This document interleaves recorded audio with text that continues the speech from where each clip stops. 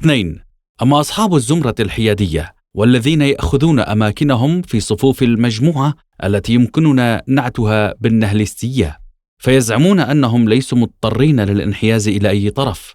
وأنه لا داعي لموالاة الميتافيزيقيا أو مناهضتها، وأنه بالإمكان العيش باستقلالية تامة عنها. من الضروري الإشارة إلى أن هذه الزمرة التي تبدو بريئة ظاهريا تشكل المجموعة الأكثر خطرا من حيث المضمون، فأصحاب الطرفين الآخرين لهم طموحاتهم وغاياتهم الكبرى على الأقل، وهم مدركون لقيمة المثل التي يمثلونها، وعازمون على تشكيل المجتمع وإعادة بناء الفرد. أما أصحاب الزمرة الحيادية ورغم عيشهم ضمن المجتمع واعتمادهم على قيمه ومثله، إلا أنهم يسلكون مواقف نهلستية ويؤمنون بإمكانية العيش بشكل لا ينتمون فيه إلى ذلك المجتمع. إنها المجموعة الأقرب إلى الميتافيزيقيين العلمويين، والتي ضاعفت الحداثة الرأسمالية من تعدادها لتتعاظم كالكرة الثلجية، وهي تتكون من عناصر هشة ومنحطة خارجة على الطبقة، مرمي بها في الفراغ أو في مجاري الصرف الصحي ضمن المجتمع المنهار والمتفكك. يمكننا نعت هذه المجموعة بالأقرب إلى الحيوانية،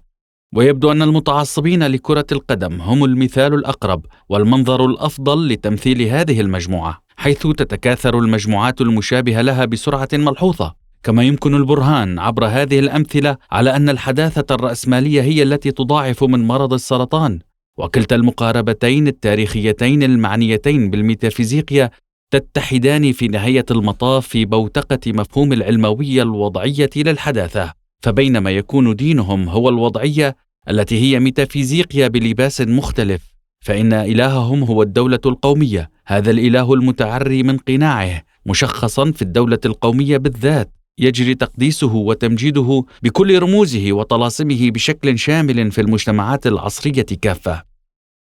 3.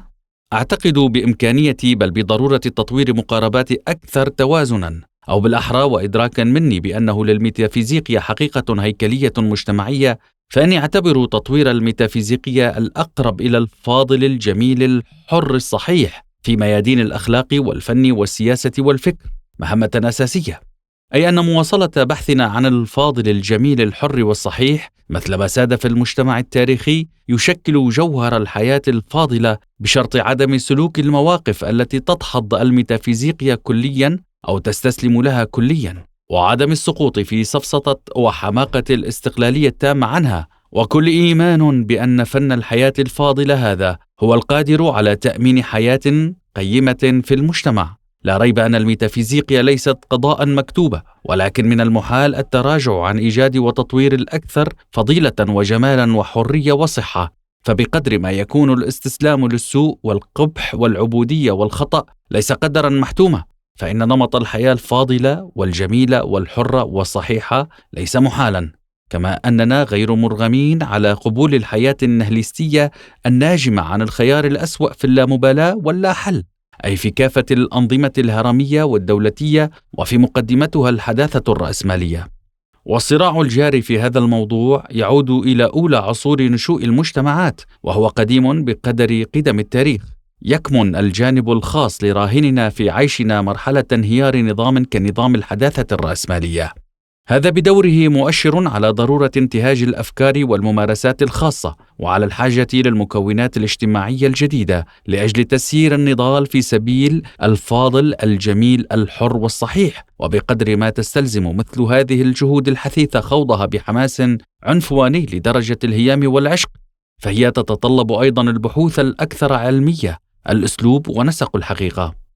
من الواجب تقييم مقومات الحجة، أدوات البرهان التي سعيت إلى سردها حتى الآن كوسائل ضرورية يجب تفعيلها في إيجاد الردود المناسبة لمشاكل تجاوز الحداثة الرأسمالية وتطوير ونشر العصرانية والديمقراطية، وهذا ما يتطلب انتقاد الأساليب ونظم المعرفة طرق الحقيقة المؤدية إلى الحداثة الرسمية القائمة، بقدر تسليط الضوء على أساليب ونظم المعرفة لما وراء الحداثة والمؤدية إلى فتح آفاق واسعة. وأدواتنا معنية بذلك، لقد أسهبنا في سرد الأسباب وتوضيح المنطلقات الضرورية وكيفية التركيز على الإنسان كمعضلة تشكل مفتاح الحل.